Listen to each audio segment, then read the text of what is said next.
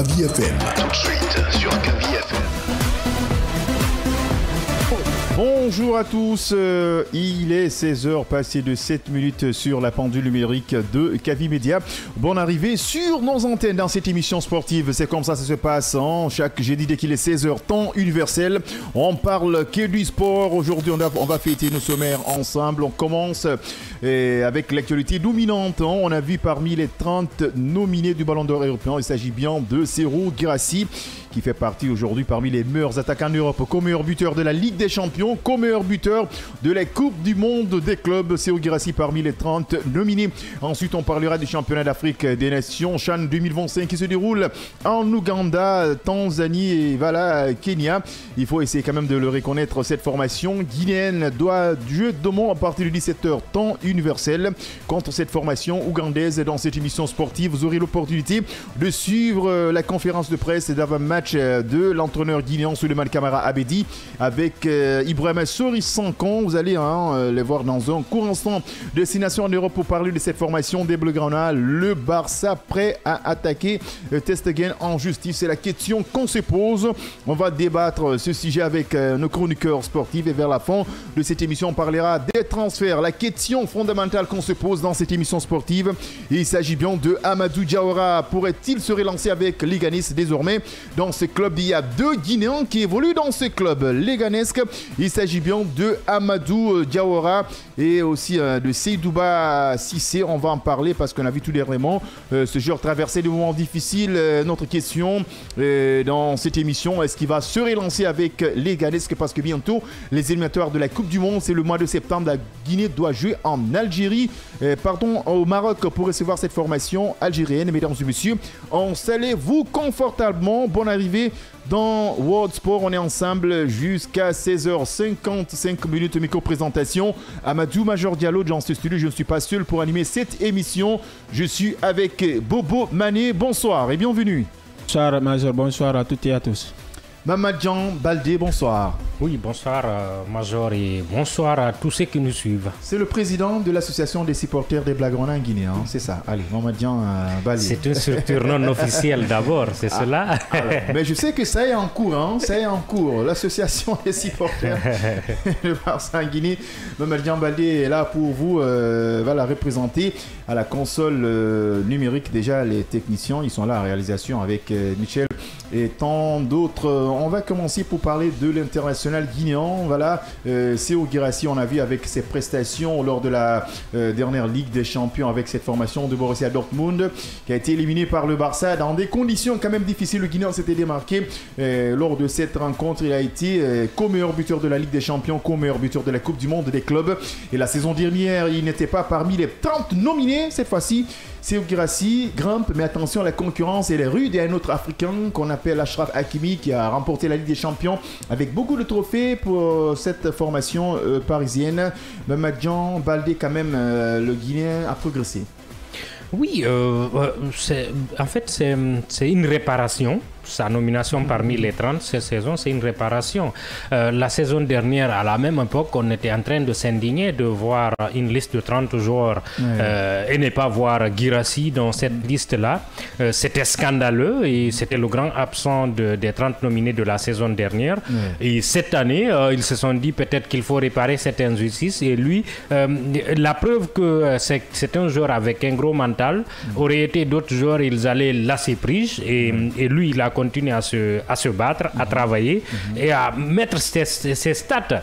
Et sa première saison en Champions League, il a été deuxième meilleur buteur de la compétition, ce qui veut dire c'est quelqu'un qui s'est, malgré l'injustice, qui s'est remis en question et qui a continué à travailler pour être aujourd'hui à ce niveau. Maintenant, voyons voir ce qui va se passer en septembre pour ce qui est des votes, parce que là, c'est une nomination, c'est un collège qui se retrouve pour choisir les 30 personnes pour lesquelles on peut potentiellement voter pour le titre final. Donc, voyons voir à quelle position il va terminer et espérons qu'il soit le plus haut possible. Moi, je miserai sur le top 10 10, ça serait parfait pour lui. Ouais, ça serait parfait pour lui, hein, parce qu'il est extrêmement crucial pour lui d'être parmi les top 10. On a vu la saison dernière avec le Ballon d'Or, Lookman qui était parmi les 30 nominés en Europe, c'était le seul Africain. Donc la situation lui a quand même aidé sur le plan continental en Afrique. Il a été sacré Ballon d'Or et cette fois-ci, même si la concurrence, elle est déjà là, elle est affichée. On parle bien de Achraf Hakimi qui a remporté la Ligue des Champions. Et entre autres, en Europe, on sait que pour être Ballon d'Or européen, les chances sont aussi minimes pour Guirassy. Mais cette fois-ci, il a grimpé. Oui, il a grimpé sur la récompense d'une saison aboutie parce que Gam Baldé disait tout, c'est une réparation parce que moi-même je m'étonnais de son absence lors de l'équipe type de l'IFA, l'IFA Champions, parce qu'il ne figurait pas dedans, parce que on ne comprend pas ce qui allait se passer en terminant meilleur buteur de la compétition derrière Rafinha et voir ne pas figurer dans l'équipe type, on s'était indigné. Même la dernière Coupe du Monde des clubs, il ne figurait pas, pourtant il avait réalisé une telle belle campagne. C'est une récompense à mériter. Et on espère qu'il va terminer dans le top 15, pourquoi pas dans le top 10. Et on espère qu'il va terminer parmi les top 10. C'est ce qu'on souhaite. On lui souhaite quand même bonne chance. Il est 16h passé de 13 minutes sur la pendule numérique de Kavi Media. Bien sûr, vous êtes dans votre émission sportive World Sport. Chaque jeudi dès qu'il est 16h, temps universel, on fait des actualités sportives qui pointent à l'horizon. Vous savez, actuellement, on parle des 30 minutes du Ballon d'Or européen. Il figure en guinéen. C'est vraiment historique pour la Guinée, hein, Jean Baldé. Oui, c'est historique. C'est historique et on doit le savourer comme il le faut. La surprise, c'était la saison dernière. Cette année, ce n'est que la norme. La compétition reine en Europe, c'est la Ligue des Champions. Et lui, il est le co-meilleur buteur de cette compétition en se limitant au niveau des quarts de finale. Ce qui veut dire que c'est quelqu'un qui, quoi qu'il en soit, devrait figurer parmi le top. C'est-à-dire, même si on avait aujourd'hui un top 10, retrouver Guirassy dans ce top-là n'aurait pas été une surprise. Donc, c'est la récompense du travail fourni et tout. Et on va espérer qu'il figure le plus haut possible pour la suite de sa carrière et pour même notre pays. Ça serait bien qu'il figure dans le top 10 et ça serait historique pour notre pays. Et même pour le continent africain, ce n'est pas arrivé trop souvent qu'on se retrouve à ces niveaux-là. Et pour l'homme qu'il est, le joueur qu'il est en train de devenir, ce serait parfait parce que il vise encore plus haut. On va lui souhaiter bonne chance, qu'il continue à travailler comme ça et qu'il soit épargné des blessures. Il peut faire mieux. Allez, est-ce qu'aujourd'hui il a une chance d'être parmi les top 10 parce que aussi ce sont des cotes qui vont forcément l'aider sur le continent africain. Le concurrent sur lui, c'est Hakimi. Oui, il y a la concurrence. Voilà, on ne va pas oublier les autres. On a vu la saison exceptionnelle de Mohamed Salah et voire Achraf Hakimi. Surtout Hakimi. Hein. Aujourd'hui, on parle d'Hakimi par rapport à Mo Salah. Oui. Alors, il a ses chances de terminer dans le top 10. Il ne faut pas oublier, ce sont des votes. Hein. Ce sont des votes. Donc, Yann le rappelait tout ce qui c'est historique. Il ne faut pas oublier, en 2019, il y avait Sadio Mané qui avait terminé dans le top 4 du Ballon d'Or européen. En 2023, il a même terminé deuxième derrière Karim Benzema. Donc, ça prouve à suffisance que les talents africains sont en train d'émerveiller le foot mondial, le football européen. Donc, on espère qu'il va terminer dans le top 10. Allez, quand même, voilà, c'est qui reste clair, il est nominé parmi quand même les meilleurs du continent, les meilleurs, on peut le dire, au monde. Voilà, les meilleurs du monde. Voilà. Mais surtout nous, c'est au niveau continental qui nous intéresse beaucoup parce que quand on est nominé parmi les 30, mais surtout en Afrique, ils se sont quand même distingués, ils sont quand même démarqués. Surtout, moi j'insiste beaucoup sur Achraf Hakimi. L'objectif final pour nous, c'est le Ballon d'Or africain. Oui, c'est le Ballon d'Or africain. Sauf que, contrairement à la saison dernière, cette année, je le vois. Ça serait une très grande surprise de voir Guirassy Ballon d'Or, tellement que la saison de Hakimi aboutit collectivement, individuellement. C'est très difficile, ça sera très difficile de le dépasser, de le coiffer au poteau. Mais finir le plus haut possible préparerait le terrain. Si la saison dernière il a terminé 3e, ce serait bien cette année, au moins à minima, qu'il termine 2e du Ballon d'Or africain. Et ça le rapprocherait du titre final. Ah oui, c'est vrai que nous on aimerait qu'il soit premier, mais ça le rapprocherait. Ça ne serait pas, il n'aurait pas reculé. en terminant deuxième. Ça le rapprocherait du titre. Et ce n'est pas fini, ce n'est pas fini. Il n'est pas d'abord trentenaire, même s'il avance en âge et tout. Le bémol, on ne cesse de le dire aujourd'hui, le bémol pour lui, c'est que statistiquement, il fait de son mieux. Mais collectivement, les titres collectifs lui manquent. Et ça aide beaucoup dans des récompenses comme ça, que ce soit le Ballon d'Or européen ou le Ballon d'Or africain. Et ce serait bien qu'il soit bien placé pour le Ballon d'Or européen et ensuite pour le Ballon d'Or africain à minima deuxième. Ce n'est pas fini, il est un attaquant devant Achraf Hakimi. Peut-être que les saisons prochaines il pourra le coiffer au poteau et puis prendre ce Ballon d'Or qu'on attend depuis des années. Bien, vous avez quand même signalé quelque chose qui est extrêmement important. C'est sur le plan collectif, c'est là où se trouve le véritable bémol. Tout le monde est unanime, c'est qu'il est en train de faire. Il est en train de faire un bien fou. Et le gars, il mousse ses chaussettes, il crée la différence. Il est parmi les meilleurs buteurs, les meilleurs attaquants aujourd'hui. Parce que quand on se distingue en Ligue des Champions et en Coupe du Monde des clubs, voilà, ça c'est l'extrémum du football mondial. Alors, on a vu la saison dernière, c'est tout le temps, voilà, le véritable problème, c'est l'obstacle qui est là. L'obstacle persiste et ça insiste. C'est le trophée collectif.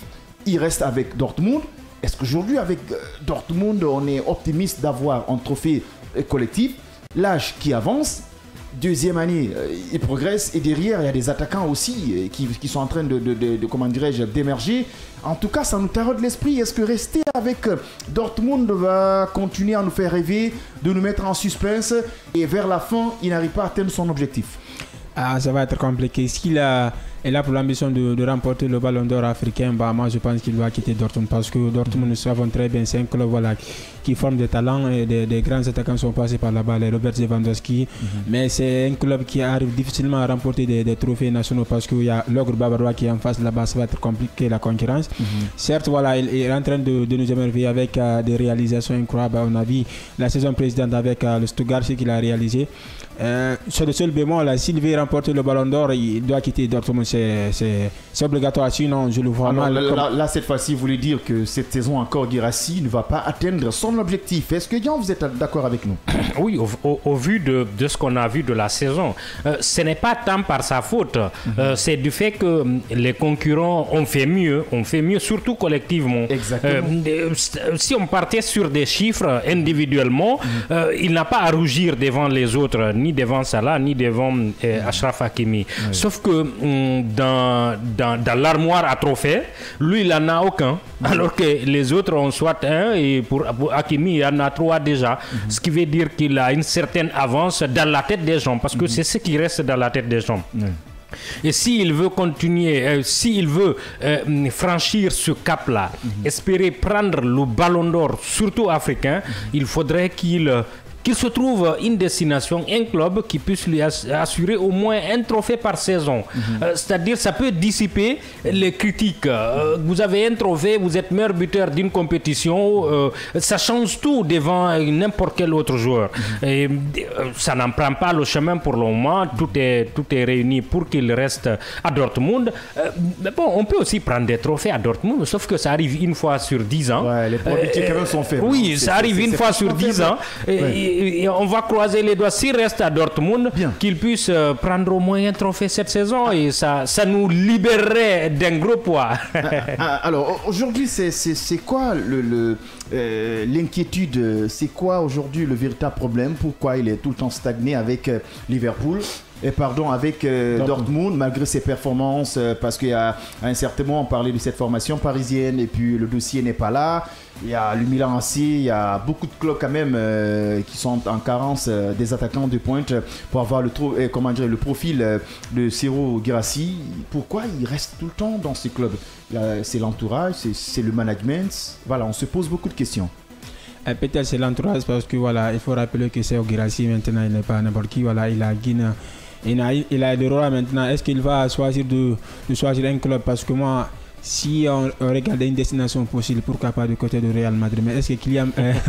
oui, le Real, il faudrait que le Real manifeste l'intérêt. Oui, voilà, on parle maintenant de manifestation des intérêts des autres clubs. C'est ça. En fait, avec ce qui est intriguant, c'est de voir le co-meilleur buteur de la Ligue des Champions être autant sous-demandé, si vous me permettez l'expression. On a parlé de l'intérêt du PSG, c'est une rumeur d'une semaine et ça s'est arrêté là.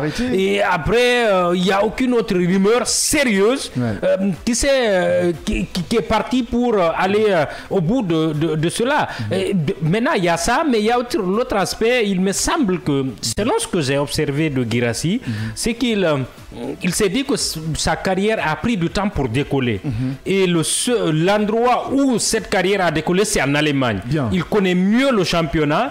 Et il me semble qu'il a du mal, peut-être même lui, à sortir de ce championnat. C'est ce que j'ai compris. Est-ce qu'il a un bon manager? Non, l'année dernière, par exemple, avant de signer à Dortmund, la piste du Milan AC était sérieuse. Elle était sérieuse. Mais il a privilégié un championnat qu'il connaît, un environnement qu'il connaît pour signer à Dortmund. Est-ce que ce n'est pas ce qui... C'est par manque d'ambition ou bien il se contente du minimum?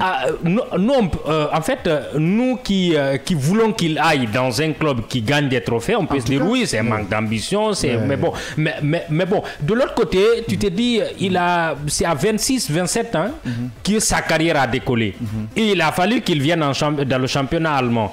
Et il peut se dire, il ne faudrait pas que je casse ce rythme-là. Dès le début, il faudrait que j'attende un peu avant de partir. La patience. D'attendre. Il y a cet aspect, mais il ne faut pas oublier l'autre aspect, c'est que même s'il y a des clubs qui se manifestent à un moment, il n'y a pas un sérieux qui suit cet intérêt-là pour la concrétisation. Alors, d'accord, il n'y a pas de problème. Il est 16h passées de 24 minutes sur la pendule numérique de Kavi Media, votre média de développement. Chaque jeudi, dès qu'il est 16h, temps universel, c'est World Sport. On décortique les actualités sportives qui pointent à l'horizon. Dès l'entame de cette émission, on s'est intéressé à l'international guinéen, Séo Guirassy, qui est parmi les nominés des 30 pour le Ballon d'Or européen. Voilà, c'est une prouesse quand même pour le Guinéen. On sait que la saison dernière, il n'était pas parmi les 30 nominés. On lui souhaite quand même bonne chance. On va s'intéresser au championnat d'Afrique des Nations CHAN 2025. La Guinée affrontera l'Ouganda après avoir battu le Niger sous le score de 1-0. Lors de sa première sortie, le 6 national de Guinée jouera son second match face à l'Ouganda demain vendredi dès qu'il est 16h. GMT, voilà, on va quand même, avant qu'on arrive à aborder ce sujet, on vous donne l'opportunité de suivre la conférence de presse d'avant-match du sélectionneur guinéen Souleymane Camara Abedi. Il était en compagnie de Ibrahima Sori-Sankon, l'ancien sociétaire de cette formation. Actuellement, il évolue avec cette formation de l'ESCA Le Monsu. Après, on revient. Parce que nous sommes déjà dans la compétition. Pour l'instant, nous sommes satisfaits d'avoir la première victoire et nous nous focalisons sur le match de demain. Et on a déjà le statut. C'est des professionnels, chacun sait qui va jouer et qui sera sur le banc, mais le plus important, c'est d'être en équipe, jouer en équipe et être soudé du début à la fin. Ça fait près de 6 ans que je ne viens pas en sélection, donc ça fait plaisir. Ça fait plaisir de faire partie de ce groupe. Je suis très très content d'avoir effectué mon retour en équipe nationale. Parce que on sait que ça ne va pas être facile demain, ça va être un match costaud, donc il faut être prêt mentalement parce que le public ne va pas nous faire du cadeau. Donc on a parlé entre nous, on essaie d'encourager les jeunes pour leur dire que rien n'est encore fait. Donc je pense que le coach il a tout dit, donc l'équipe elle est prête, surtout mentalement. Donc on va aborder ce match avec beaucoup de confiance et de sérénité.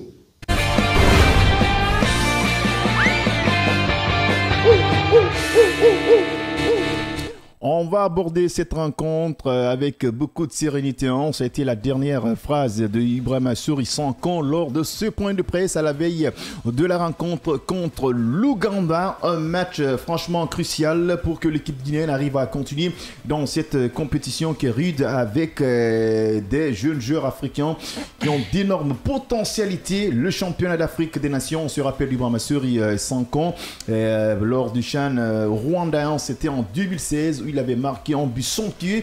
C'était contre la RDC avec la génération d'Ilia Meshak, mais malheureusement la Guinée a été éliminée. Après, on a vu la génération de Morlaï Silla et cette fois-ci, on est en train de découvrir une génération de Bachir communément appelée Vinicius, une équipe qui regorge des jeunes qui sont pétris de talent. Mais on va d'abord s'intéresser à ce point de presse. On a suivi avec attention la réaction de l'entraîneur Ibrahima Sory, de l'entraîneur Souleymane Camara Abedi et son joueur Ibrahima Sory Sankan. Oui, il semble avoir les idées claires. C'est ce qu'il faut saluer d'entrée de jeu. C'est-à-dire il a en tête son 11 entrants.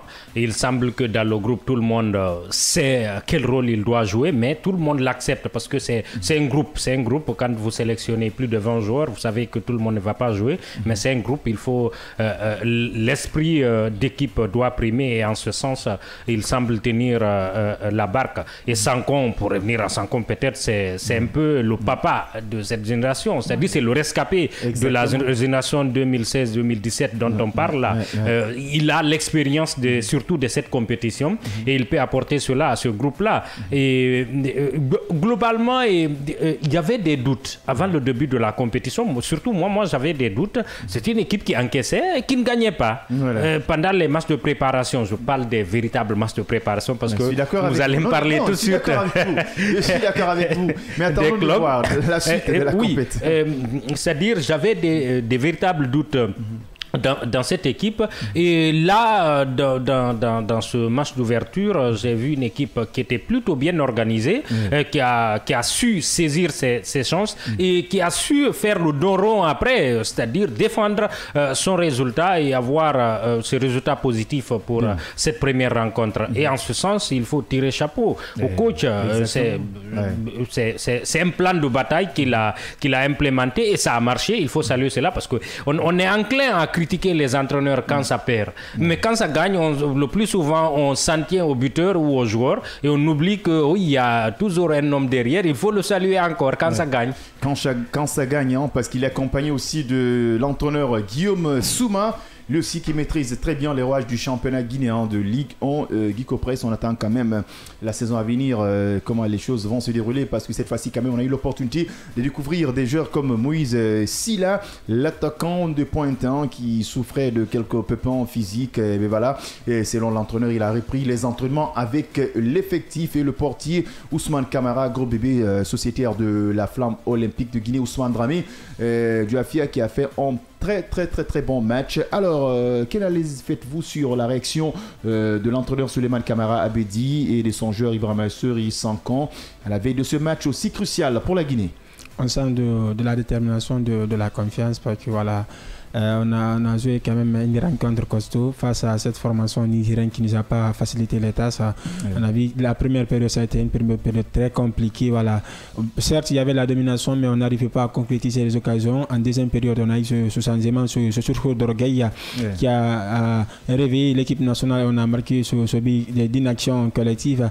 On espère que voilà, c'est lors de la deuxième sortie, ils vont continuer sur les mêmes automatismes, parce que voilà, je m'attendais quand même à un début de l'attaquant numéro 9 là, de Yaya Bari. Même si voilà, on va dire que voilà, c'est un ancien, voilà, cette saison il n'a pas quasiment. Il ne faut pas aussi qu'on arrive à lancer nos cartouches, voilà, parce qu'on a vu la deuxième explication, il faut savoir tourner l'effectif. Il y a des matchs aussi costauds qui arrivent, et puis voilà, on a vu lors même de ces séances d'entraînement, il ne se portait pas bien physiquement. Moïse, voici l'importance d'avoir un banc de touche aussi, voilà, qui va répondre. Oui, c'est ça l'importance d'avoir un banc de tous qui va être garni. Ouais, c'est bien. vrai, voilà, Yakuba Nyanya, il a de l'expérience, il a Rola, voilà, c'est un ancien du groupe. Mais on a besoin quand même d'un véritable finisseur parce que voilà, si Moïse se blesse, on n'a pas un autre remplaçant, ça va être compliqué pour la suite de la compétition. Et Bien. nous sommes face à l'Ouganda, un pays organisateur. Vous savez, il y a cette pression quand vous jouez face à un pays organisateur. Il y a le 12e qui accompagne forcément, il y a les sifflets, il y a les ouïas qui accompagnent l'équipe. Donc, il y a le public, il faut être prêt mentalement et psychologiquement pour inverser la tendance. Mais voilà, on sent que voilà, cette équipe est très confiante pour aller discuter la suite de la compétition. Les adversaires ne sont pas les mêmes. Hein. Cette fois-ci, on parle des crânes d'Ouganda parce que lors de la première sortie, la Guinée a affiché une très belle copie. Mais on a écouté l'entraîneur, hein, il garde sa sérénité. Il n'a pas la tête Ce sur n'est les pas le épaules. moment de s'affoler. Voilà, de s'affoler. L'adversaire, c'est l'Ouganda. Oui, ce n'est pas le moment de s'affoler. L'adversaire, c'est l'Ouganda. Et surtout, c'est un pays organisateur, mais un pays organisateur qui a perdu son premier match. Exactement. Donc, c'est une bête blessée que la Guinée va affronter. Il faudra sortir une meilleure copie que face au Niger, qui ne jouait pas à domicile. Et là, l'Ouganda va jouer sa survie. Dans cette rencontre, il faudra être beaucoup plus... il faudra travailler beaucoup plus en équipe que pour le précédent match. Et le fait de ramener les joueurs qui ont gagné cette première rencontre sur terre, extrêmement important parce qu'on a tendance à trop célébrer les victoires chez nous et oublier qu'il y a toujours une rencontre après une victoire. Exactement. Et c'est le fait de les ramener à la raison et de leur dire que le plus difficile va arriver devant est extrêmement important. Parce que l'Ouganda ne va pas facilement se laisser faire, surtout se faire éliminer au premier tour de sa propre compétition. Ça serait scandaleux. Ils ne se laisseront pas faire, en tout cas pas facilement. Il faudra que le Sili sort une meilleure copie que face au Niger et surtout que tous les 24 joueurs soient impliqués du début à la fin. Vous avez parlé tout de suite de Nyanya qui devrait apporter sa pierre à l'édifice. Oui, il se pourrait. Il peut même être associé à Moïse au front de cette attaque. Il pourrait le remplacer. Et tout de suite, je parlais de Sankon. Sankon pourrait jouer un rôle de grand frère et il pourrait apporter quelque chose à ce groupe-là. Et il faudrait que tout le monde donne son grain de sel. Autant l'Ouganda jouera sa survie dans ce match-là, la Guinée pourrait jouer sa qualification dans ce match-là en remportant la rencontre.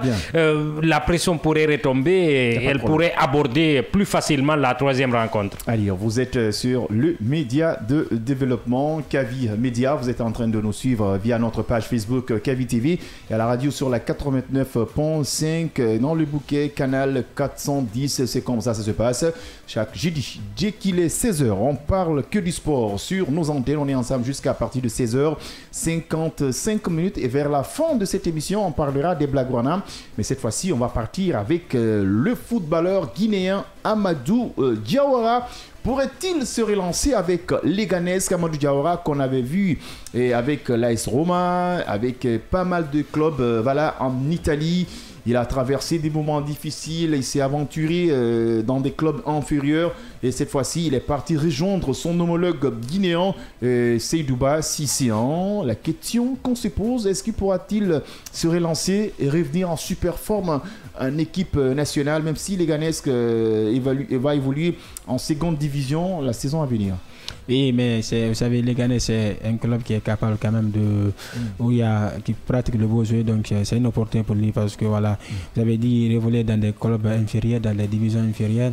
C'est l'occasion pour lui peut-être avec son compatriote Seydouba Sissi, ça va lui faciliter l'acclimatation pour retrouver le sourire parce que voilà, avec son âge qui évolue petit à petit, parce qu'il doit être d'abord physiquement prêt pour essayer de trouver les solutions, espérer encore un appel à l'équipe nationale parce que l'équipe nationale ça demande aussi des formes du moment. Je pense que c'est une opportunité. On a vu des joueurs passer par ce club et réaliser des merveilles. J'espère que ça sera aussi une bonne nouvelle pour lui de se relancer. Allez, une bonne nouvelle pour Amadou Diawara qui dépose ses valises en deuxième division espagnole pour rejoindre son homologue Seydouba Sissi avec l'Eganesque. Franchement, qui a traversé des moments difficiles de mutation en mutation. Il change de club. Cette fois-ci, il est avec avec Leganés, je pense bien qu'il a le profil du championnat espagnol. Oui, il a le profil du championnat espagnol. Je trouve que c'est un très bon choix. Et je crois que c'est le lundi dernier, on était en train de parler de ce transfert qui avait été officialisé. Et je me souviens de sa forme avec Naples.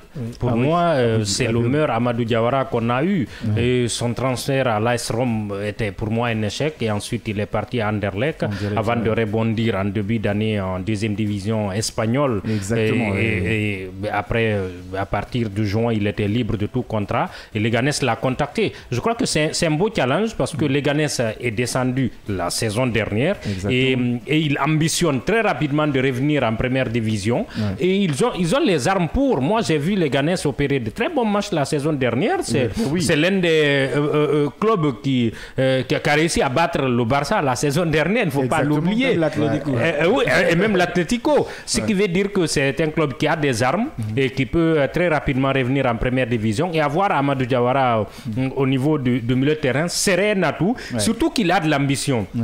Il a entendu dans une des déclarations avouer qu'il souhaitait retrouver son niveau de Naples. Ce qui veut dire qu'il sait que son meilleur niveau, c'était le niveau qu'il avait avec Naples. Et avec une telle ambition, il peut rapidement... il peut aider non seulement Naples et revenir à son... autant pour moi, pas Naples, Leganés, et revenir à son meilleur niveau. Pour moi, parler de la sélection serait prématuré. Il faudra attendre peut-être à partir de 2026, voir à quel niveau physique et même mental il est pour revenir en équipe nationale. L'âge et tout ça. Non, il n'a pas 30 ans. Il est Moriba qui ça fait un moment qu'il est prêt de revenir en équipe nationale. Oui, ça fait un moment qu'on voit Diawara, mais il n'est pas aussi vieux que ça. Il n'a pas 30 ans d'abord. Bon, il faudrait qu'on soit patient. Et même lui, je ne crois pas qu'il veuille accepter très rapidement de revenir en sélection. Il voudra peut-être attendre à partir de 2026, voir les challenges, parce qu'on n'a pas un vrai challenge qui s'approche là. On n'est pas à la CAN. Et la Coupe du Monde semble compromise. Et il n'y a pas de véritable challenge pour le moment. Il va attendre. On va lui souhaiter de bonnes chances pour retrouver son meilleur niveau et revenir. Il a le temps. C'est ça. Oui, il a le temps avec le Sili. Et pour ce qui est de Leganés, il faudra très rapidement être dans le bain. Vous avez parlé de son compatriote Seydouba. Qui est là-bas, qui joue une bonne partition, qui est un taulier de milieu de terrain. Il peut jouer 6, 8, il peut jouer même 10. C'est à Amadou Diawara de se faire une place dans cette équipe. Le profil, ça va. Il n'aura pas ce souci parce que c'est un joueur qui n'est pas pressé, qui stabilise le jeu, très calme, il garde sa sérénité, qui joue en football collectif, qui ne se projette pas devant pour créer de la différence. Mais compte tenu aujourd'hui la philosophie de jeu qui est en Espagne, il va s'en sortir. Et il va s'en sortir, on espère qu'il va s'en sortir parce qu'il a quand même prouvé la similaire, parce qu'on a vu lorsqu'il évoluait du côté de Napoli, c'est là-bas qu'il a réalisé sa meilleure performance. Exactement. Voilà, on a dit cette formation de Leganés, c'est une formation séduisante, voilà, il est capable de créer des problèmes. On a vu la deuxième division espagnole, c'est une division très mal relevée, donc on espère qu'à partir de la saison prochaine, il va retrouver la première division, la Liga, pour essayer de retrouver son meilleur niveau. Comme l'a dit Guillaume Baldé, voilà, il est peut-être pour l'équipe nationale, il va attendre d'abord de voir sa condition physique, parce que c'est ce qui empêche Amadou Diawara. Vous avez vu, on est en train de voir l'émulation des jeunes talents qui sont en train de progresser partout en Europe et aussi en Afrique. Est-ce qu'il aura le temps de revenir gagner une place rapidement en équipe nationale? Pour le moment, les places ne sont pas prises. Pour le moment. Attendons de voir, parce que le prochain sélectionneur qui va venir, même si c'est un autre cas. En termes de, je vais dire, de noyau, de joueurs, aujourd'hui, on n'a pas des joueurs qui prennent la relève. On dit souvent que Nabi est vieillissant, Diawara est trop lent, qui d'autre, mais malheureusement les Morlaïs là ne prennent pas la relève, ni Agibou non plus, et Seydouba Agibou non, il n'a pas pris la relève avec la sélection. Mais attention, Agibou la dernière CAN, il était là. Oui. Il était là, il a sa place. Sauf que les autres étaient là encore. Mais depuis leur départ, il n'a pas pris le leadership. C'était la star au milieu de terrain, Adjibou. Mais après leur départ, quand on l'a levé au milieu de terrain, la Guinée a rencontré les Après leur départ, il n'a pas pris le leadership. C'est-à-dire aujourd'hui, notre milieu de terrain n'a pas de véritable leader. Mais Adjibou au milieu de terrain, c'est un leader. Non, il ne joue pas même. Mais c'était pas des sélectionneurs qui l'ont mal utilisé. Oui. C'est ça le véritable problème. Vous savez, le football, surtout le football de sélection, c'est le factuel, c'est la forme du moment. Et depuis le départ de ces vieux briscards-là, personne n'a pris la relève dans ce milieu de terrain. Adjibou, on a des bons milieux, on n'a pas eu de bons sélectionneurs. Je ne parle pas de talent. Mais bien sûr. Je ne parle pas de talent. On a vu Mori Konaté à la CAN. Dans les faits, personne n'a pris la relève avec cette sélection. Donc, je suis pas d'accord avec on a beau décrier les anciens, et les jeunes ne font pas suffisamment pour les remplacer. Alors. Diawara aujourd'hui, il ne va pas se précipiter, mais encore une fois, ceux qui sont là ne font pas toujours mieux. Pour moi, ce n'est pas fini. Ça, c'est ton avis. On a vu des très bons milieux de terrain qui ont été très mal utilisés par des entraîneurs. Tu vois des joueurs comme Mori Konaté, comme qui n'est plus revenu après la CAN. Mais après, il n'a pas été appelé. Mais il a fait quand même des prestations XXL contre le Cameroun. Il était là. Mais après, au fur et à mesure que les matchs évoluaient, tu vas l'entraîner tourner l'effectif. Alors ça, c'est notre débat entre guillemets. On attend de voir le prochain sélectionneur qui va prendre l'arène de cette formation guinéenne. Est-ce qu'il va être à la hauteur de nous ramener des joueurs de qualité? Je pense bien, Ilex Moriba, il va revenir comme il n'y a plus Boba Sampi. Oui, peut-être. L'équipe nationale en Guinée, personne ne doit s'excuser maintenant. Parce qu'il demandait des excuses, c'est ça? Quand on parle de l'équipe nationale, c'est notre débat parce qu'on parle de Paulo Duarte. Jusqu'à présent, on n'a pas un entraîneur. Hein. C'est notre débat. On ne sait pas. Vous savez, notre fédération, c'est-à-dire, elle n'est pas bonne. On n'arrive pas à comparer. Dans le canevas qu'on nous avait fourni, depuis longtemps, on aurait eu le nom de sélectionnaire. Exactement. Mais ça prend du temps. C'est Paulo à un moment, à un autre. J'ai même entendu des rumeurs, des folles rumeurs ont circulé. Que c'est Mussel qui devrait revenir. Mais là, il a renoncé. Hein. Il dit qu'il n'est pas apte. C'est inexplicable ce qui se passe, quoi. C'est-à-dire les équipes changent, mais les pratiques restent les mêmes. Restent les mêmes alors que on n'est pas à la CAN, on est plus ou moins largué pour la Coupe du Monde. Mais il faudrait dès maintenant commencer à reconstruire. Et pour reconstruire, il faudrait avoir un entraîneur qui est déjà là. Qui commence à placer ses hommes, à avoir ses heures pour constituer une équipe. Mais ça prend du temps. C'est franchement grave. Ça prend du temps. Aujourd'hui, on n'a pas de visibilité. Oui, après Antonio Soare, depuis ça, je ne suis pas en train de lui flatter. Hein. Je ne suis pas en train de le flatter. Mais après ce monsieur, je ne comprends pas aujourd'hui ce milieu, même si ce n'est pas le débat. Voilà, on manque de cadre intègre, ça déambule par là, on ne comprend rien, ça tâtonne, ça tergiverse. Le débat n'est même pas soutenu, le débat n'est pas organisé. À qui pointe-t-il le doigt? Accusateur, c'est les communicants, c'est le responsable comparien. Après Bouba Sampil, on a vu encore, c'est une rediffusion. Alors, entre guillemets, on parle de Amadou Diawara, puis ce qui pourra-t-il se relancer avec les Ganesques, mais on va un peu grignoter. Aussi le débat de l'équipe nationale. Vous êtes nombreux à nous suivre sur notre plateforme Facebook Kavi TV. Continuez à réagir, on va lire vos réactions via notre page Facebook Kavi TV. Vous êtes nombreux à nous suivre aussi à la radio la 89.5. On va fêter ensemble ces sommaires jusqu'à 16h50 et quelques. L'émission c'est World Sport chaque jeudi dès qu'il est 16h temps universel, prise d'antenne. On va partir en Espagne. C'est le dossier de Dian Baldé. Quand on parle du Barça, il y a des perturbations là-bas. Je sais que Michel Ouamouni, il est content quand il entend ces genres de situations chez les Blaugrana. Le Barça prêt à attaquer Ter Stegen en justice? Est-il possible? Oui. Mané doit se lancer. Alors, je vais encore d'abord planter le décor. Opéré donc du doigt et indisponible pour plusieurs mois. Ter Stegen refuse de signer l'autorisation permettant à la transmission de son dossier médical à la Liga, bloquant ainsi l'inscription de Johan Garcia donc dans l'effectif, et d'autres encore. Les dirigeants des Blaugrana estiment que ce refus est une vengeance suite à sa mise sur le banc lors du dernier match de la saison dernière, qui l'a privé d'une clause de match joué, lui garantissant une prime de 3,5 millions d'euros. Et bien sûr, il faut rappeler, c'est Marc-André ter Stegen, c'est vrai, voilà, il est l'un des plus anciens parce que voilà, la génération de 2014-2015, c'est le plus ancien. Donc, il a fait son temps, mais voilà, depuis la saison dernière, on a vu, donc il a été tellement critiqué, il a contracté cette blessure face à Villarreal, et donc quasiment il n'a pas joué la saison. Il est revenu, donc il y avait cette concurrence entre Inaki Peña et Wojciech Szczesny. Szczesny s'est finalement imposé. Je pense qu'il a cette je ne sais pas comment on appelle ça, il est mécontent parce que voilà, il veut coûte que coûte être sélectionneur titulaire de l'équipe nationale d'Allemagne parce qu'il y a la Coupe du Monde qui arrive, mais avec cette blessure il ne veut pas accepter qu'on a des joueurs parce que si Barcelone accepte son départ, Barça doit payer plus de 40 millions pour les 2 ans de contrat qu'il laisse avec le club. Il a tort.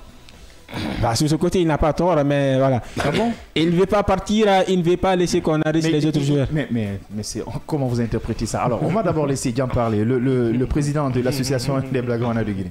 Non, c'est une situation plutôt rocambolesque, disons, dans laquelle se trouve le Barça en ce moment. Vous avez rappelé ce qui s'est passé la saison dernière, mais bon, c'est vrai que peut-être stratégiquement le Barça ou l'entraîneur ne l'a pas fait jouer, mais au match retour face à l'Inter, il avait demandé à jouer titulaire et lorsque le coach a refusé qu'il joue, il n'a pas voyagé avec l'équipe. Et c'est là que les problèmes ont commencé. Et même avant cela, il a réclamé une place de titulaire dès son retour pendant qu'il était blessé. Et en ce début de saison, depuis le recrutement de Juan Garcia, qui semblait prendre la place de premier gardien, ça ne l'a pas du tout plu. À son retour des vacances, il a rencontré Flick et Flick lui a dit clairement qu'il les compteurs étaient remis à zéro et le mur va être mis dans les cases. Et ça ne l'a pas plu, il est parti. Malheureusement pour lui, sa blessure, il a rechuté. Et là, ça continue avec cette procédure dont vous avez parlé. Mais quoi qu'il en soit, quand vous savez, quand votre temps est fini, vous devez savoir partir. C'est justement cela. En 2015, après la Ligue des Champions, il faut rappeler qu'il a été recruté au même moment que Claudio Bravo. Exactement. Ils se partageaient les tâches. Bien sûr, lui, il était le gardien en Champions League et Claudio a été le gardien en championnat. Bien. Et après la saison, étant plus jeune, il a dit que soit il voulait une place titulaire ou il allait partir. Et le Barça, à l'époque, avait privilégié sa jeunesse face un peu à Claudio Bravo qui était trentenaire. Et Bravo est parti. Et c'est plus ou moins la même situation qui se pose en ce moment avec l'arrivée de Juan Garcia qui semble être plus prometteur que lui, en tout cas qui a plus d'avenir que lui. Il a 24 ans et lui il a 34 ans. Donc, et le Barça est en train de privilégier l'avenir et un peu l'ancienneté de Ter Stegen. Et il représente une époque douloureuse aussi qu'il ne faut pas oublier. Les remontadas que le Barça a subi, c'était lui le gardien. On a tendance à l'oublier. Le marasme de Rome, c'était lui. Le marasme d'Anfield, c'était lui. L'humiliation face au Bayern. Face au Bayern, c'était lui. Donc, de toute cette génération, c'est lui seul qui reste. Et le Barça peut-être veut en finir avec tout cela. Il est le dernier. Il faudrait qu'il accepte. C'est pas facile parce que vous savez, quand vous êtes capitaine d'une équipe avec une telle longévité, vous avez des clauses dans votre contrat qui vous assurent certaines choses. Et ça ne sera pas facile. Le Barça est dans une situation plutôt compliquée. Et même lui, il est dans une situation compliquée. Parce que si le Barça, aujourd'hui, a besoin des 80% de son inscription pour inscrire Juan Garcia et d'autres joueurs, et lui, il a besoin de jouer pour figurer dans l'équipe Mannschaft pour la prochaine Coupe du Monde. Et économiquement, le Barça a à perdre, mais sportivement, c'est lui qui a plus à perdre. Donc, il a tort. Non, il n'a pas forcément tort. C'est une question de clause. Mais quand vous êtes capitaine d'une équipe, vous voulez rester dans les têtes des gens, il y a des choses à ne pas faire. Notamment refuser que le Barça déclare sa blessure qui va s'étendre à plus de 4 mois. Donc c'est compliqué. C'est le président de l'association des supporters du Barça. Mais on ne comprend jamais sa position. Alors, est-ce que le Barça a tort? Le Barça n'a pas forcément... En fait, les deux parties, on ne peut pas dire que tel a tort ou tel a raison. Comment sauf que, moi, je me dis, il y a des aspects... En matière d'intérêt. Si Ter Stegen était un joueur ordinaire, j'aurais compris qu'il fasse ce qu'il est en train de faire. Mais en tant que capitaine, en tant qu'ancien... Il n'a pas été victime d'une ingratitude. En tant qu'ancien, il devrait montrer ce que tout capitaine devrait faire dans une équipe. Vous n'êtes pas en mesure de jouer. Permettez à d'autres joueurs de prendre votre place. Maintenant, si c'était un joueur ordinaire, j'aurais compris qu'ils se disent, oui, j'ai un contrat, je ne veux pas me laisser faire, etc., etc. Là, en résumé, vous n'êtes pas d'accord avec lui à ce niveau. Je ne suis pas d'accord avec lui à ce niveau. À quel niveau vous êtes d'accord avec lui? C'est dans ce sens où que c'est quelque peu dur que vous passiez de capitaine à titulaire indiscutable et que vous voyez un joueur venir directement prendre votre place. C'est très dur. Mais c'est dur, mais ça n'incombe que le joueur. C'est très dur. Maintenant, en réalité, à ce niveau... Il devrait avoir de la classe pour laisser de la place. Il a tort. Et il a manqué de classe. C'est ce que je me dis. Il n'y a pas de souci. Est-ce qu'il n'a pas été victime d'ingratitude? Non, pas du tout. Le football de haut niveau, ce que vous appelez gratitude et ingratitude, ça n'existe pas. Donc, il a fait un mauvais choix. L'action, comment vous interprétez l'action? Non, vous jouez tant que le club pense que vous êtes la meilleure option. À partir du moment où le club trouve une meilleure option, vous partez, c'est comme ça. Voilà, Messi est parti. C'est le meilleur joueur de l'histoire de ce club. Voilà. Lui aussi, il va partir. C'est comme ça. Donc, il a fait ses mauvais choix. L'acte qu'il a fait, c'est... Il tente de s'accrocher. C'est-à-dire, il s'est dit, si je n'accepte pas que mon contrat soit utilisé pour enregistrer les autres joueurs, peut-être qu'à mon retour, ma place sera là. Sauf que ça ne va pas se passer comme ça. Le Barça a des alternatives. Ailleurs, après, voilà. Sauf que c'est justement ce que le Barça veut. Mais lui, il ne veut pas ça. Mais on peut pas rester éternellement dans un club. Il faut donner la chance aux autres. Mais bien sûr, Gian Balde a déjà dit. C'est ce que Gian ne veut pas assumer que son joueur a dit. Non, il a déjà dit ça. Il aime le joueur, il aime le club. Ce n'est pas forcément, ce n'est pas tout à fait rouge, ce n'est pas tout à fait blanc. Il ne faudrait pas. Vous savez, les joueurs, ils ont des contrats. C'est-à-dire, on ne peut pas marcher sur les contrats des joueurs. Exactement. Mais il est en train de s'accrocher à son contrat. Il veut empêcher le club. Sauf que lui, ce n'est pas un joueur ordinaire.